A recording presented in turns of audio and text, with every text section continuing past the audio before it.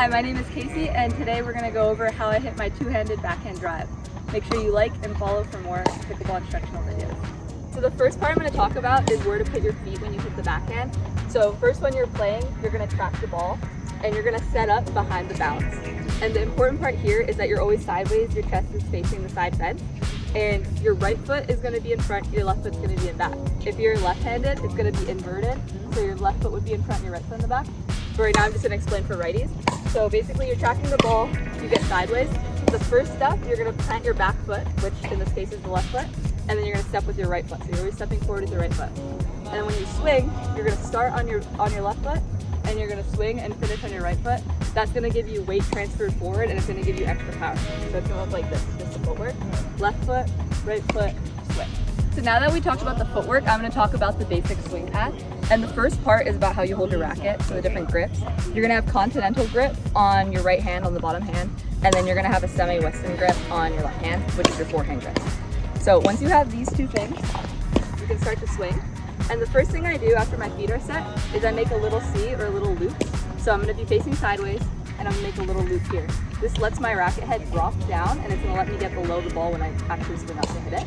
So now that my racket head is here after the loop, I'm going to swing up over my shoulder and across my body. So the whole swing's going to look like this. The only thing you have to think about when you're doing this motion is where you hit the ball. So your contact point's going to be in front of your body. Your left arm's going to be almost fully extended, and so is your right arm. This is going to give you leverage to generate more power. So the whole stroke is going to look like this. I'm loading on my back foot as I make my little loop, and I'm transferring my weight forward as I make contact, and then I'm going to swing up over my shoulder to finish. It's going to look like this. All right, so here are a couple backhands. Let's see if I hit all the checkpoints. Checkpoint 1 is being sideways, loading on my left foot, which is my back foot, as I take my paddle back. And then checkpoint 2, dropping my paddle head before I make contact with the ball, which I do here. So we can take a look at it. If I do those 2 checkpoints here, I'm sideways, and then I drop my racket head right before contact. Checkpoint 3 is the contact point, so notice it's in front of me, and then look at where my weight transfer is now. It's on my front foot, it's on my right foot. So it started in my left foot, and then it ended in my right foot. Then finally, checkpoint 4 is follow through, and I follow through over my shoulder, so low to high. So now in these videos, you can see once you master those 4 checkpoints, you can start changing directions. So we have down the line in this video, and then I change directions and go cross court in this video, driving my backhand nice and deep in the corner. So now that we went over the basic fundamentals of hitting a two-handed backhand, I'm going to talk about the 2 things that I specifically do to generate more power on my backhand drive. So the first thing that I do is use my left hand to generate all the power, or use my non-dominant hand to generate all the power. So what the breakdown is about 80% of the power is going to be generated from my left hand, and only about 20% is generated from my right hand. The right hand more just goes on there to guide the paddle through your swing, and the left hand is going and generating all the power and making fast racket head speed. So really when I'm swinging, I'm only thinking about my left hand. My right hand is just along for the ride. One thing that I do to really work on generating all my racket head speed with my left hand is just hitting kind of what is like a lefty forehand. The only thing you want to think about is keeping your left hand where it's going to be when you're actually hitting a backhand. So you're not going to, move your hand down the grip. You're going to keep it up here at the throat of the paddle. So now in this video, I'm having Byron toss me left-handed forehands, and we don't really care where the ball is going. So now I'm tossing Byron a couple of left-handed forehands. Notice that his left hand is where it would go while he is hitting a backhand. And then he's really just working on getting the feeling of what it feels like to generate power with the left hand. So the second tip that I do, that is a really small tip, but it makes a big difference, is when I'm hitting my backhand, I actually try to pinch the top of my shoulder to my ear as I'm making my loop. So it's gonna look like this. I'm pitching the top of my shoulder to my ear as I make my loop. And then when I swing, I'm gonna release it right before contact.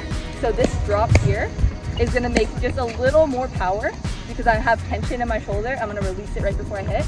And that, breaking that tension is gonna give me just a little bit of snap as I hit the ball. It's gonna look like this. So I'm gonna hold it. And right before I make contact, I'm gonna let it go. So you're gonna see my shoulder go from here to here. So here, let it go. As I make contact and then swing through. So here and swing through. It's a small detail, but it's gonna give you just a little extra bit of power. All right, so let's take a look at these backhands, and then take a look at how right here, my left shoulder is pinched to my ear, and then it's still up there right before I make contact, and then finally I release it after contact. So just take a look at the next couple of backhands and look how my shoulders rise, especially my left shoulder, and it's not gonna become even with my right shoulder until after I make contact with the ball. And then here we have Byron, who's doing the same thing, pinching his left shoulder to his left ear to get that just little extra bit of power. Now that we've gone over the major techniques and the tips that I do specifically for my backhand, we're just going to talk about a couple ways that you can practice these in drills before you actually try to use them in a game. So the first one is just have a friend toss you balls. So this works really well if you have like a basket or you have a lot of different balls that you can use. Just have a friend stand on the same side of the net as you, tossing you balls in the same place.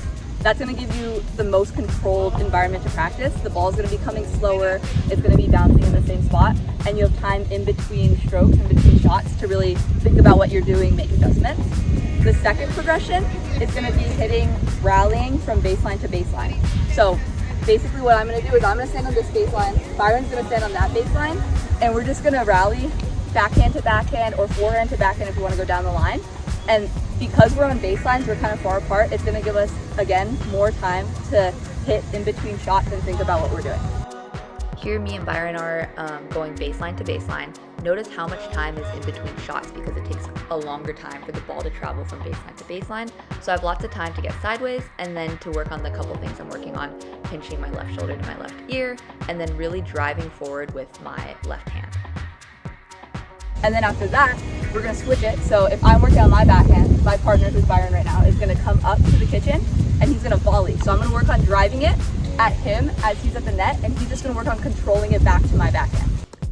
Here we are doing the second variation of the drill. Notice that I'm driving it at Byron. He's reacting and working on his hand speed.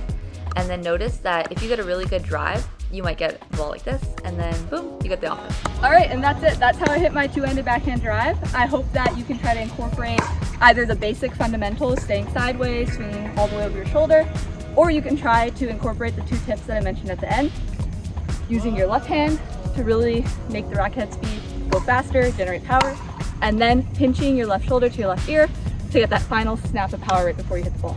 And that's it. Make sure to like and subscribe. Thank you for watching. I normally have a one-hand backhand. So this is going in the video. You're learning the two-handed backhand from yeah, scratch. just scratch. Yeah. And you're gonna keep the tension all the way. Like pinch it more. Like bring your shoulder. So like bring your left shoulder up. Yeah. Like that. So your shoulders are like asymmetrical. And then keep it, and then you're gonna release it right when you make contact. Okay. So now that we went over the basics of how to hit it. Pause, let me cut it. I'm gonna talk while I hit. Wait, is it filming? Oh, okay. So when I'm hitting my Ready. Oh, I'm a Don't be